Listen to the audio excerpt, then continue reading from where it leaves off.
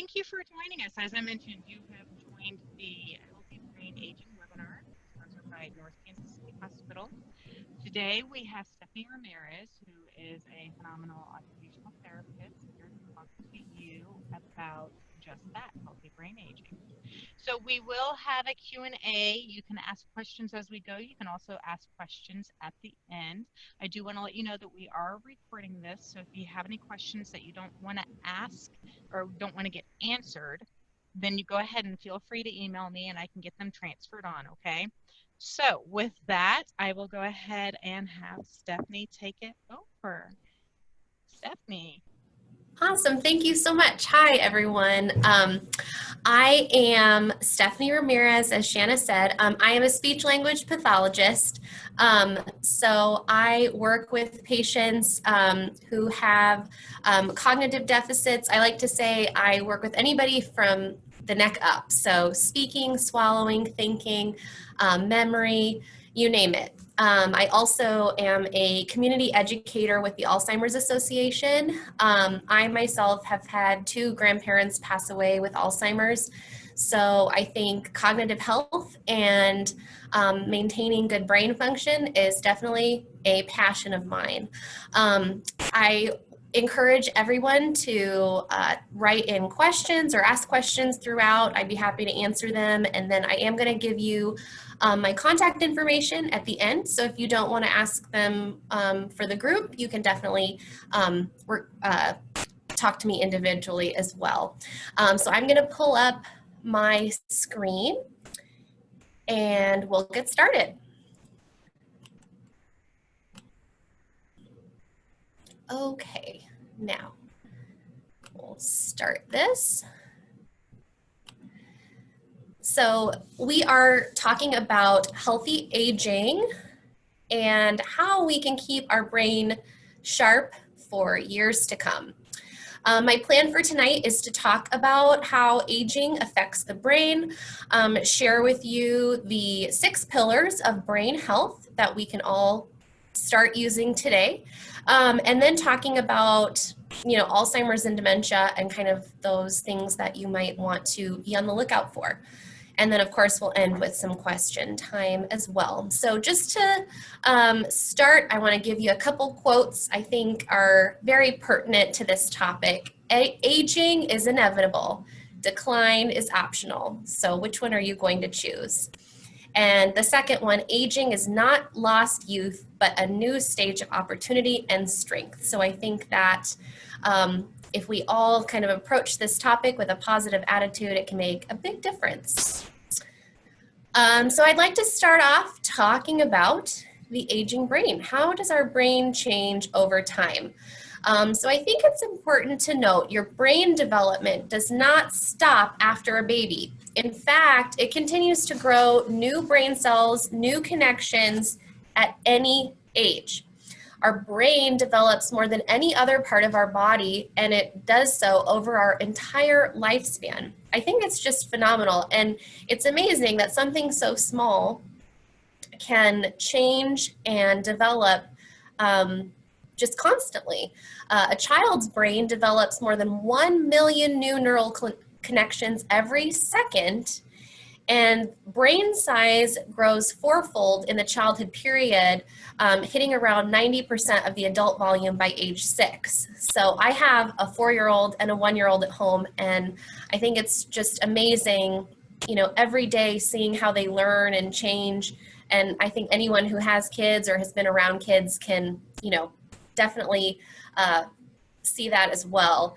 The frontal lobe, so the part in the very front of your brain that is responsible for complex thinking, planning, working memory, impulse control, are actually among the last areas to develop, and they actually don't fully mature until we are 35 years old.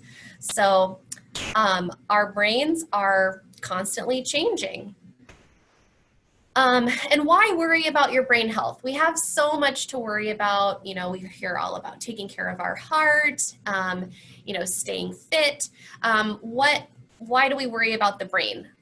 So I think the thing to remember is that we can expect changes in our mind and our bodies as we age.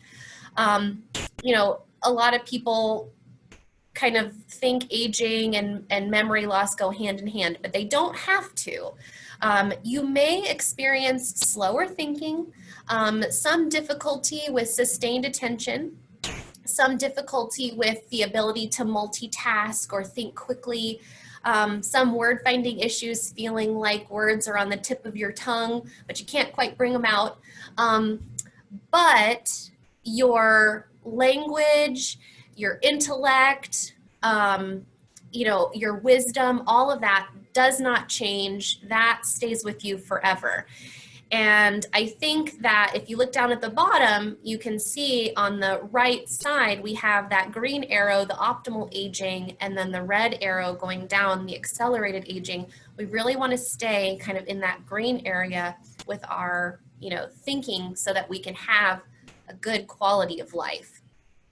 So why does this happen? I think physiologically, kind of understanding what happens. I have two pictures of the brain down there at the bottom, and you can see some differences. So as we age, our brain does decrease in volume. There's decreased vascularization, so blood flow. Sometimes the synapses and chemical messengers reduce. So physiologically, there are changes to the brain that can attribute to that. We can attribute to that slower kind of thinking. But I would say that, you know, age-associated memory impairment, you know, again, it doesn't have to go hand in hand with aging, and it certainly does not have to lead to dementia. So we're going to try to avoid that. And I think it's very important to note as well that there are other reasons for cognitive changes aside from those physiological changes that I just spoke about. So certain medications can actually lead to, you know, confusion, repeated head injuries or concussions. I think that's a pretty hot topic right now, especially, you know, with the NFL. Kind of learning about how those repeated head injuries can lead to possibly more, you know, higher rates of dementia later on. Illnesses, infections, urinary tract infections or UTIs are kind of, you know, pretty common culprits, especially in nursing homes for, you know, an increase in confusion. Stress, and then mental illness, so depression, anxiety, all of that can lead to cognitive changes. So that's why it's so important to talk to your doctor and get checked out early on, because sometimes the changes that might be experienced are things that can be easily fixed. And, you know, another thing to kind of consider is that our body is not a bunch of different little compartments that we can close off. You know, if one thing happens in one part of the body, the whole body is going to be affected. And so, you know, especially in the elderly population, you know, even just a small little thing can lead to other changes. So taking care of the whole person is definitely a good idea. Now, I don't know if anyone has heard of this term before. It was actually kind of new to me, but I liked it. A super ager, and I think that's probably what we all want to be. It's a term for people who are in their 70s and 80s who have the mental or physical capability of people that are decades younger. And I think we've all seen these awesome stories on the news of, you know, the 89-year-old woman who's still doing gymnastics, and you know, the 93-year-old who's skydiving. And, you know, we all are like, I want to be that way when I am that age. I want to live life to the fullest. I want to be engaged. And so I think that's kind of what we should all strive to be. Researchers are studying these people, and what they found was that cognitively, superagers' brains show less cell loss than their contemporaries, and those people are more willing to endure discomfort to master a new skill. And we're going to talk a little bit about why that's important, new learning. And then physically, these people have a high aerobic capacity, and they are able to distribute and take in oxygen, and, you know, have all of that circulating in their body more rapidly. So very interesting stuff. So how can we be a super ager? I think the best place to start is thinking about the 6 pillars of brain health. And so we're going to talk about that next. How can we age and keep our brains healthy? So the 6 pillars are, and starting from the upper right here, nutrition and diet, stress management, sleep hygiene, socialization, physical exercise, and then finally mental exercise. So we're going to talk about each one of these individually and kind of hopefully give you some good ideas that you can take home with you or take with you after tonight and implement right away. So number 1, nutrition and diet. I think most research with Alzheimer's shows that the majority of people that have this condition have some kind of cardiovascular issue happening. There is a connection between heart health and brain health. So research shows the best foods are the ones that protect your heart, and following, a really healthy diet. Sometimes people, you might have learned about the Mediterranean diet. That is kind of a diet that's rich in fish and nuts and whole grains and olive oil. Some of the top 5 I have listed here are, eating those green veggies, the fatty fish with those omega-3 fatty acids. Berries are very good. My mom always used to give me blueberry muffins before a test because she said blueberries were good for your brain. I don't know if the muffin part necessarily was that way, but berries, there was some truth to that. Thanks, Mom. And tea and coffee. I think tea more so than coffee, but they both can definitely help. And then nuts are also a very good source of protein and healthy fats. I think that, certainly I'm not a dietitian or a nutritionist, but it's kind of a no-brainer as far as what would be a healthy choice. Some other nutrition tips, we talked about that Mediterranean diet. They always recommend avoiding trans fat and saturated fat, those, pre-boxed foods that have a lot of preservatives and things in them that we really don't know or understand what they do to our body. Getting plenty of omega-3 fats. Also, they recommend eating 4 to 6 small meals throughout the day rather than 3 large meals, so you kind of are able to regulate your blood sugar. That kind of goes hand in hand as well. I think everyone can attest to that feeling of when your blood sugar drops or you're, super hungry, or on the opposite spectrum, if you're super full and you just ate a big meal. I think in both cases, you're not going to be thinking as sharply as you normally would. In general, I think it is a good habit to try to eat across the rainbow. So have a colorful plate with lots of different fruits and vegetables. Enjoy daily cups of tea, particularly green tea has been shown to help enhance memory and mental alertness. And then white and oolong teas, I hope I'm saying that correctly, are particularly brain healthy as well. And they recommend actually 2 to 4 cups a day. So enjoy that, especially with this cold weather setting in. Have a nice warm cup of tea. And this is a big question. I get this a lot. What about supplements, vitamins, those things that claim to improve your brain health by 20% in 60 days? I would definitely approach all of those with caution.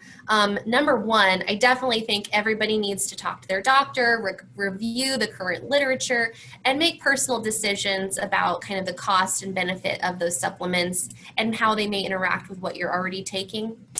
Folic acid, vitamin B12, vitamin D, magnesium, fish oil are all believed to help with brain health. And there are studies of vitamin E, ginkgo biloba, coenzyme Q10, and turmeric but they have yielded less conclusive results. What I, say is, take care of your whole body. If you're low in B12, take some B12. If you're low in vitamin D, take some vitamin D. Make sure everything's nice and balanced, but don't think that because you're going to take vitamin D that you're never going to get dementia. It's not going to work that way. So I think those companies like Prevagen that you see those commercials all the time, I don't know. I think they're kind of making some pretty lofty claims. And unfortunately, I wish there was just a pill that we could take, but it's not that simple. So certainly keep healthy and take your supplements, but there is more to it than just the supplements. Okay, our next pillar of brain health, the stress reduction. So there is lots of research out there talking about how stress affects the brain, particularly chronic stress. And they like to call that the stress brain loop. So you can see that in the graphic here. You have stress, which results in decreased regulation of cortisol. It's that kind of that flight or fight response. And that eventually does lead to cellular changes in the hippocampus, the really interior part of your brain. And that can lead to, feeling like you can't focus, feeling like you can't remember things, difficulty picking up new information, poor sleep, poor nutrition, emotional distress. I think any of those things can affect us, and it actually does affect our brain on a physiological level. Unfortunately, stress is definitely part of life, especially now, and I think that having a plan for dealing with it and kind of monitoring your levels, checking in on your friends and family and seeing how they're doing is important. So some tips for stress management include progressive relaxation. So tensing and relaxing each muscle group in your body, meditation, deep breathing, going and getting a massage or having, a family member give you a massage, yoga, Tai Chi, and listening to some relaxing music. I think everyone kind of has their own preferred way. So definitely, meditation is not for everyone, but I would encourage you, even if you've never tried it before, to give it a try and see, how it makes you feel. Sometimes it doesn't have to be a long, drawn out process. You don't have to do yoga for 2 hours to feel a difference. Sometimes it's just checking in with your body, before bed at night or right in the morning for 10 to 15 minutes to just check in, see how you're feeling, doing some deep breathing, being mindful, about what's going on around you, and then moving on with your day. It can make a big difference. They recommend at least 3 to 5 minutes of deep breathing every day. And so what I like to do is just put on a timer so I don't even have to think about it. I close my eyes and I just breathe. Think about the breath, filling your lungs with air, and then after your time is done, you'll be amazed at how much better you feel. And in this age of technology, there are plenty of apps to help you with your relaxation and stress reduction. So I have a few of those here. Let me pull up the names for some of those. So the top left, starting there, Calm. And then there's the green Mindfulness app, Headspace. The bottom left is called Mind Body. The one in the bottom center is called Smiling Mind. And then we have Stop, Breathe, and Think. And so some of these are free. Some of them do have some kind of a subscription. A lot of them have a free trial, so you can try it and see if you like it. But all of them are designed to help promote stress reduction and just relaxation, which I feel like is a good thing. So when you have all those other apps on your phone that kind of cause stress, maybe it's good to download one that's going to take it down.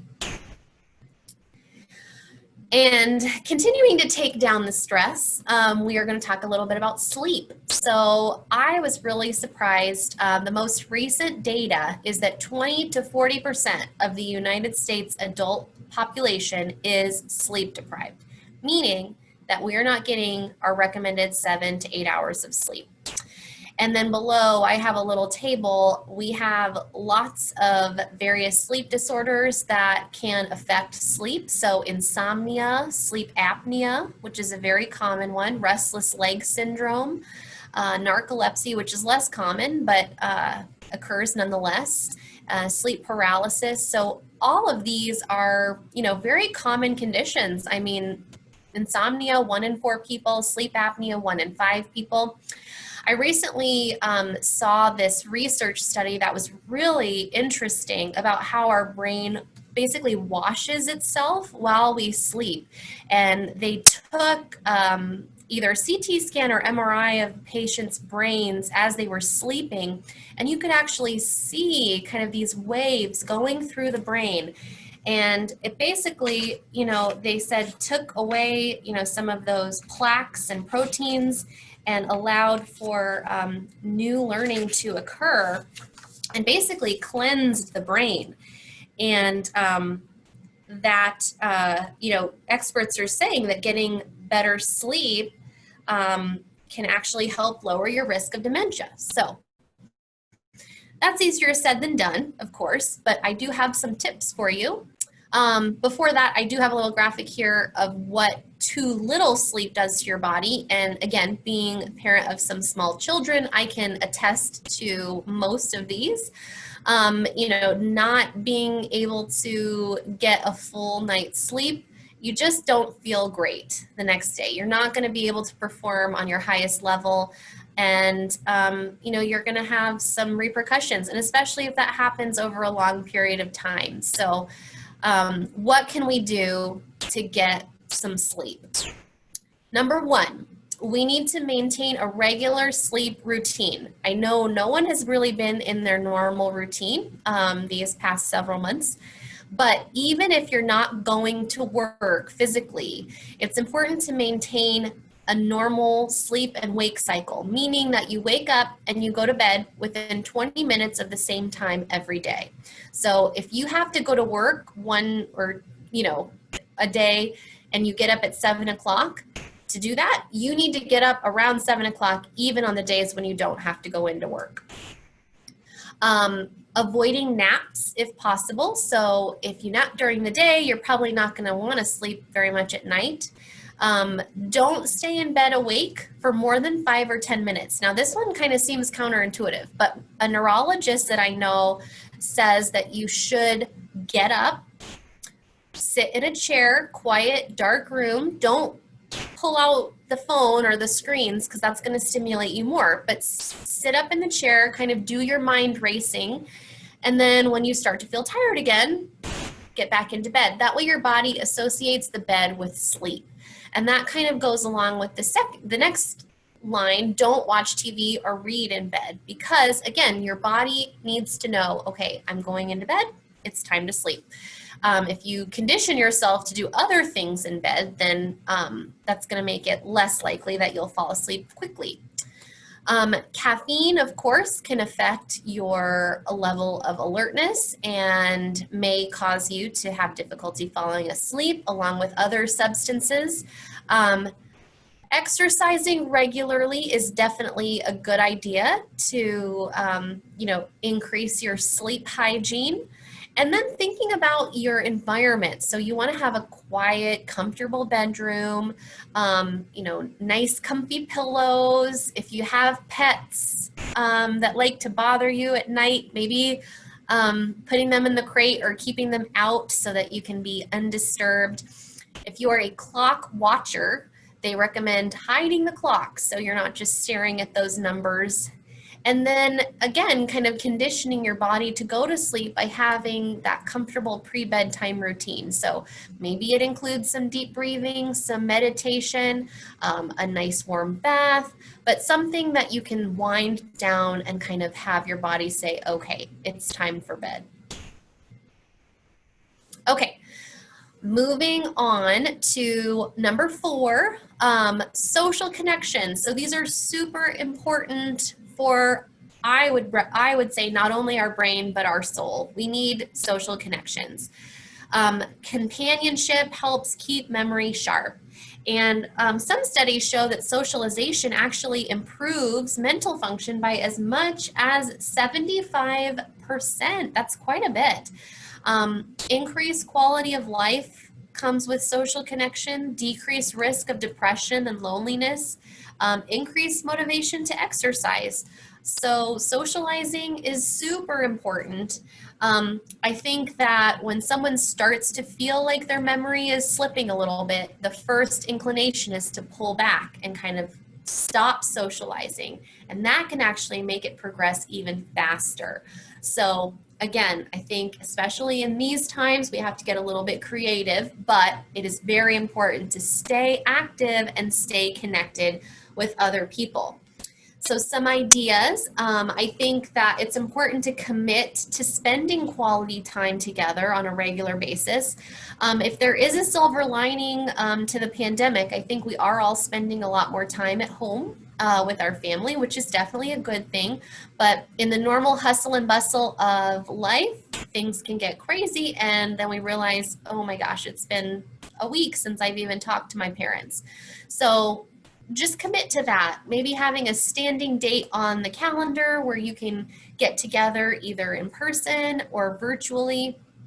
And find something that you enjoy doing together. So, you know, you have that common interest. Or if you don't have anything, trying something new together. Go on an adventure, you know, outside, check something out. Plan a day trip somewhere where you've never been before. But, you know, just have those opportunities to spend time and have a shared experience. And if you can't get together in person, I know, you know, technology can sometimes be a blessing and a curse, but in this case, it has come in very handy. You know, call, email, FaceTime, and don't forget, you know, writing each other, good old snail mail. I think, you know, who doesn't want to get a nice letter in the mail instead of a bill? You know, so that, you know, can be really helpful and just lift someone's spirits and know that you're thinking of them and keeping in touch that way as well. I was trying to see if there's anything else, but, you know, just again, trying to keep those bonds strong. And I think I have another slide, yep, of some more ideas. So volunteering, you know, allows you the opportunity to meet a whole new set of people. Joining a club or social group, I know while we can't get together in person, a lot of times now you're able to do some of these virtually. And so you might be able to do like a virtual book club through the library and meet people that you've never met before.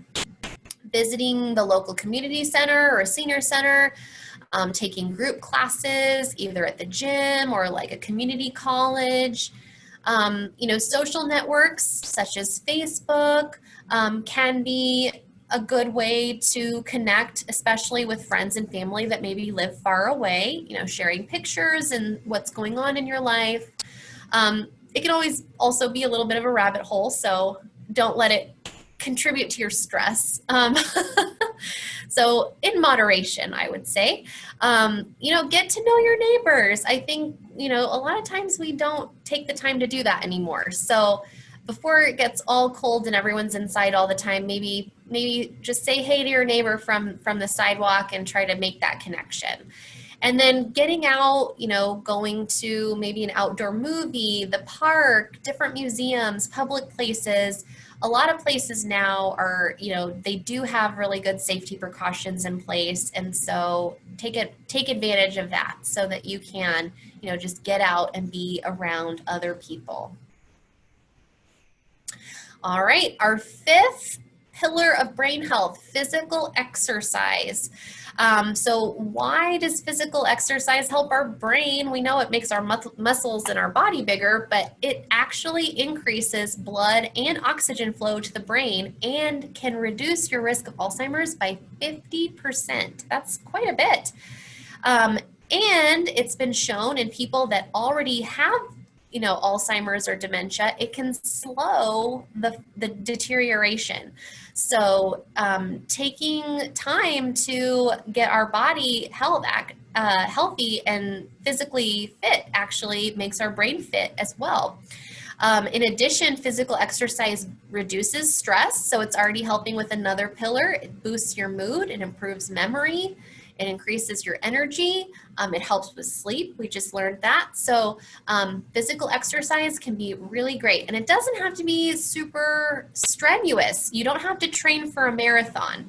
I think the thing to remember is, 5 times a week, 30 minutes a day, that would be a great place to start. And just walking, swimming, just something to get your heart rate up. I have a little graphic here that talks about what happens in your brain when you exercise. And I think that the bottom right is the one that we hear the most about. So the dopamine being released, that can improve motivation and focus. Endorphins are released, dulling pain, and just making us feel good. It's hard to start, but I think for the most part, when you're done exercising, you feel good, and you don't regret it. Down at the bottom, it shows a little bit of the brain activity that comes around. So, when you're sitting quietly, not a whole lot going on, but then just after a 20-minute walk, all of that new brain area is activated and engaged. So, pretty cool stuff. And, even if you live a pretty sedentary life, I think that it's a good time as any to get started. Again, I said aim for at least 30 minutes of aerobic exercise 5 times a week. So that is, walking, swimming, any activity that gets your heart rate up, but don't disqualify routine things like cleaning and doing laundry, running around with the kids. That all counts. I will say, I read a recent article that said that if you have a Fitbit or a pedometer or a step tracker, that it increases the steps that you get because you're more aware of it. You look and you're like, oh, I need to get up and take a little walk because I have not reached my 5,000 steps. And so, you can set goals, 2,000 steps a day, 5,000 steps a day, 10,000 steps a day, whatever you want. But again, I think being aware of it can be really helpful, and aware of how active or not active you actually are being. Balance and coordination exercises definitely can be helpful. So again, yoga, Pilates, things like that. And they say that in order to build a habit, you have to stick with it for about a month. So give it some time, and eventually it'll be part of your routine. One little disclaimer, we again want to avoid head injuries, concussions, things of that nature. So if you're going to be doing something like that, like riding a bike or playing a contact sport, definitely think about protecting your head, because that won't do your brain any good if you hurt your head. So make sure to wear that protection.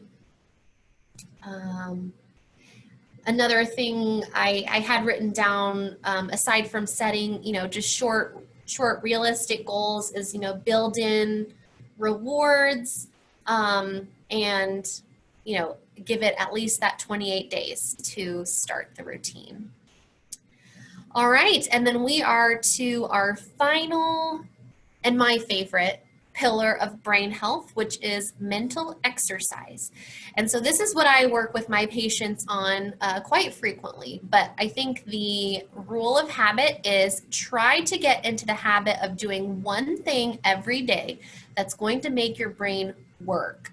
So if it's something that you feel like is not challenging or mundane, then it's not helping your brain. A variety of activities would be ideal. So, maybe one day you are doing like puzzle books, Sudoku, crossword puzzles, word searches, but then the next day you try a jigsaw puzzle or learning a new song on the piano or, a Spanish lesson, a variety of things. Learning something new. I think new learning is really, really important to keep your mind sharp. We never stop learning. Your brain is like a muscle. Use it or lose it.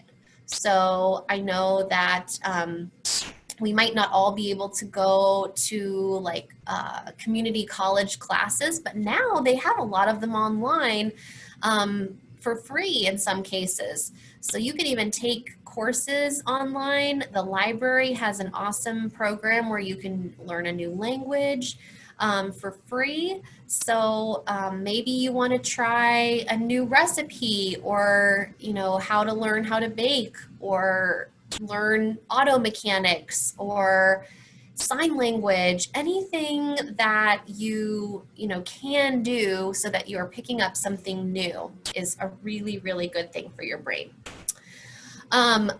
A fun way to do that is to learn a new game. So board games, card games, puzzles, game shows, computer games, those can all be exercise for your brain. You have to remember the rules, remember a strategy.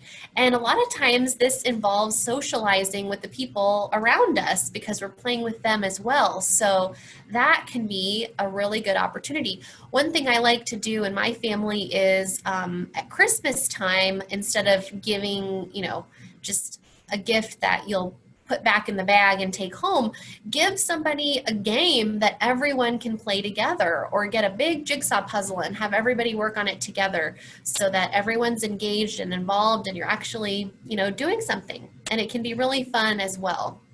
I have a really good list of some games that I would recommend. So if you would like that list, feel free to reach out to me. Sometimes games can be a little pricey, especially if you get like the board games. So knowing that you're getting one that might be fun is good. If you are lucky, you might be able to find some at like a secondhand store as well. As long as all the pieces are there, that can also be a good way to try a new game. And then, of course, just like the stress reduction mindfulness apps, there are tons of apps that you can use to get brain exercises. Again, I think that these are good in moderation. It's not like it's going to be like a one-time thing. Like, okay, if I sign up for Lumosity and I do that every day and I don't do anything else, I'm going to prevent myself from getting Alzheimer's. I don't think it's that way, but it can certainly be part of a healthy lifestyle and a healthy brain routine. So some of them I have up there include Lumosity, Elevate, Peak, Fit Brains, CogniFit.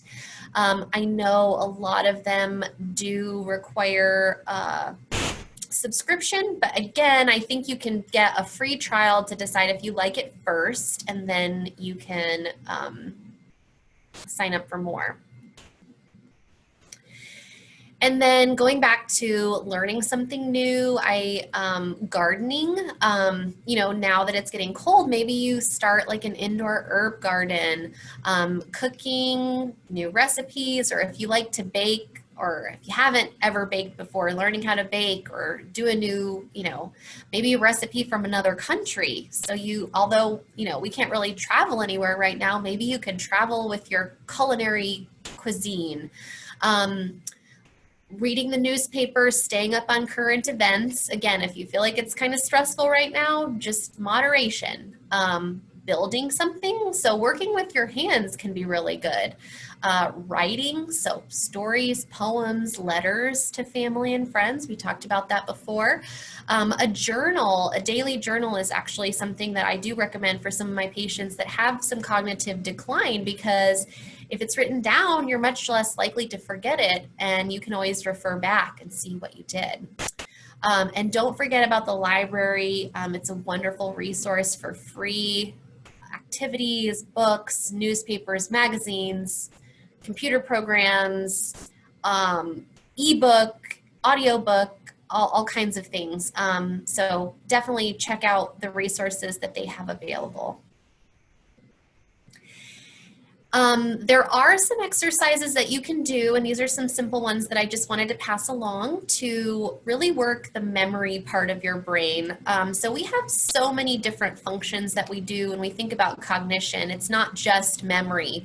You know, we have attention, executive functioning, visuospatial skills, but memory is the one that most people feel like they could do better with. So if you want to work on your memory, you can do something like memorizing a poem or learning song lyrics for a new song, memorizing your shopping list and seeing, you know, when you get to the store, if you can pull up some of those things.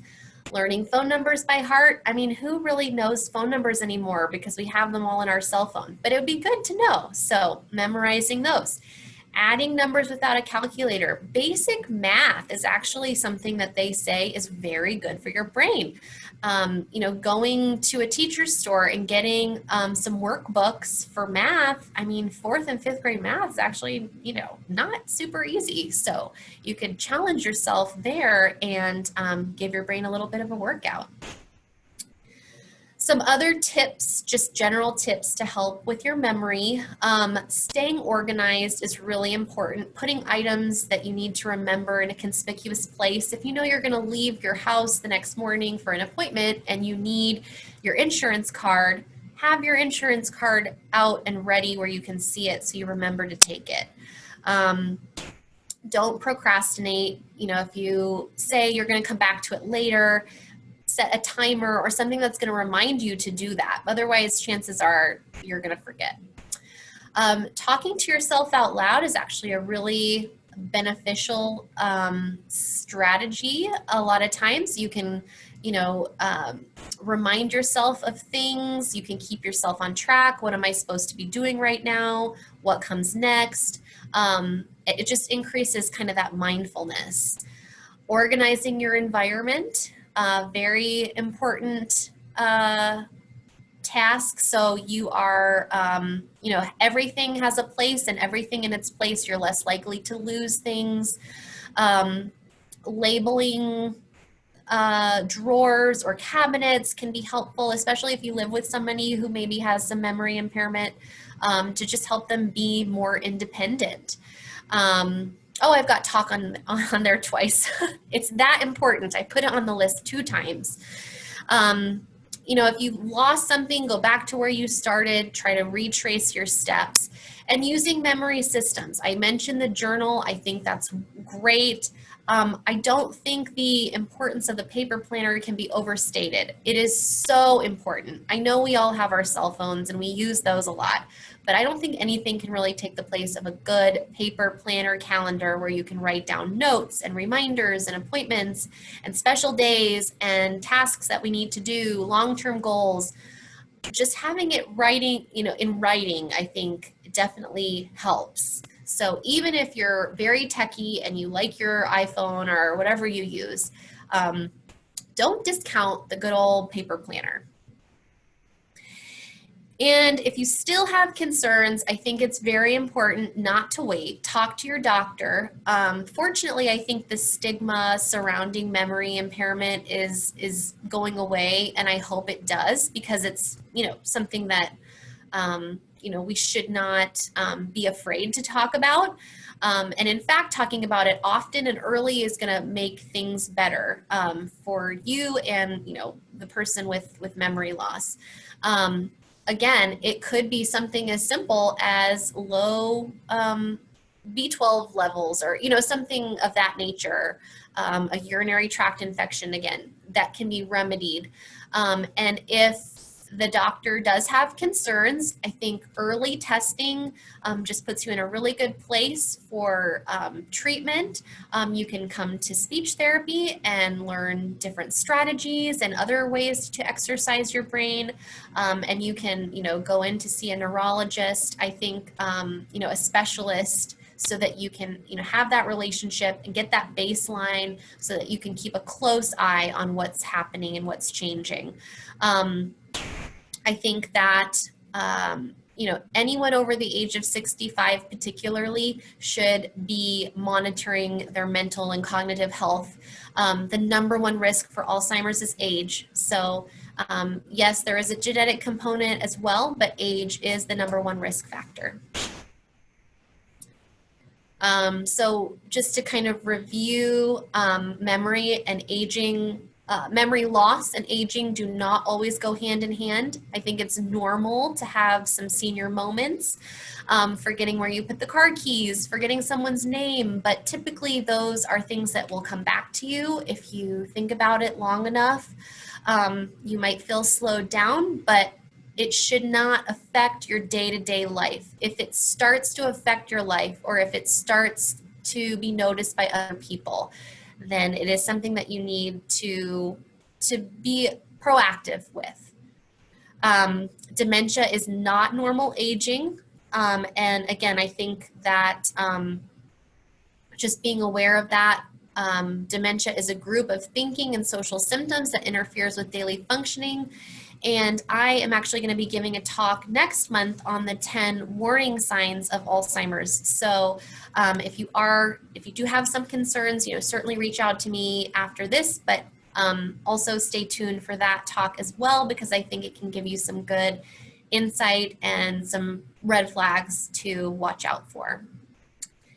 So we're going to kind of go over that. I want to share some resources with you here. So the National Institute on Aging, the CDC, Alzheimer's Association has an amazing library of resources. And then, of course, North Kansas City Hospital, we've got all kinds of specialists and therapists and programming, activities, community outreach that is available to everyone and can be utilized. So I hope everyone takes advantage of that. But I want to make sure that we leave enough time for questions. So I think that is where I will stop. I promised that I would give my contact information there. So that is where you can contact me. The email is probably the easiest way to get a hold of me, and just be aware that it is Stephanie.Ramirez, the number 2, and then at northkansascity.org. So you can get the right Stephanie Ramirez when you want to ask your questions. So Stephanie, all thank right. you so much. That was absolutely Yes. amazing. There was a lot of really good information in there. We do have 2 questions that have come in. Okay. So the first one is, how many steps would you recommend for a senior who is 65 plus and has a Fitbit? So I'm assuming like steps like your daily step count. I think that's a safe assumption. Yeah. So I was talking to a physical therapist, and I think starting what you should do is if you're going to be using a pedometer, and I'm guessing that you are if you're actually counting the steps, put it on the person just like a normal day, and don't do anything differently, and just see kind of what their baseline is for their step count for that day, and then try to increase that by 200 steps. And then that would be their goal. And if they're getting that goal, then increase it by another 200 steps the next day or week. So you kind of start with where they're at, and then you work up from there. Perfect. Okay. Next question. Is there a specific physical or mental exercise that you believe boosts mental function the best? I think this kind of goes back to my point about variety. So I would say that there is no one exercise that if you do it, you are going to prevent or delay dementia. I would say that it is kind of the culmination of the variety and working different parts of your brain that is going to benefit you the most. So variety. Okay. And next one, how has your practice changed because of COVID-19? Oh, that's a very good question. So in the beginning, I'm an outpatient therapist, so people come in from home to come see me.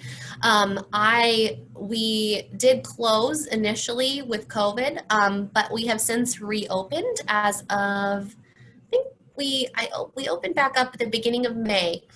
And there's a couple of things. So obviously we always wear a mask. Our patients wear a mask. We have face shields that we also wear with all of our patients. We have time in between each patient to sanitize the entire treatment area. And I've actually moved, so I was down at the main hospital campus, and there is still rehab and speech therapy down there as well. But we've opened up a satellite campus up here at our medical imaging office off of North Oak, Traffic Way, 152 in North Oak. And this office is where I'm primarily located now, and we have all private treatment areas. We have a text check-in system from the car, so that helps people, very minimal contact. And that's kind of how we're keeping the practice safe. I would say the actual practice itself really hasn't changed because I'm still, evaluating people and working on the same things. We're just kind of doing it with a little bit more precaution. Very good. I would say that it has also provided us a mental challenge to overcome and get creative in helping. Oh, yeah, absolutely. Absolutely. We have definitely been more creative now, I think, than we ever have. Okay. So what do you think the best mental exercise is? I know you said a variety is key, Uh-huh. but do you have a one that you think is best? Again, I feel like there's so much out there. I don't know that there's one thing that I would recommend. And to really get the maximum benefit, you're gonna have to do different things every day. I do really like, there's a book called Brain Age, and it's got I think it's got like a head with some gears in it. Um, they have a whole series of books, and I like them because they are variety. So every day you're going to turn the page and it's going to be a completely different exercise. So if you can find something like that, I think that's kind of a quick and easy way that you can get some mental exercise in. But ultimately, it's really about trying to find something different every day, and kind of creating those routines. So maybe a couple days a week you do the workbook and you go through some of those pen and paper exercises, and then another day you're doing a project where you're building a birdhouse and you're going to work on that for a little while, and then another day you're going to volunteer somewhere. So yeah, it's just variety. I feel like a broken record, but it is very important. So just keeping that in mind. Okay. Do we have any other questions?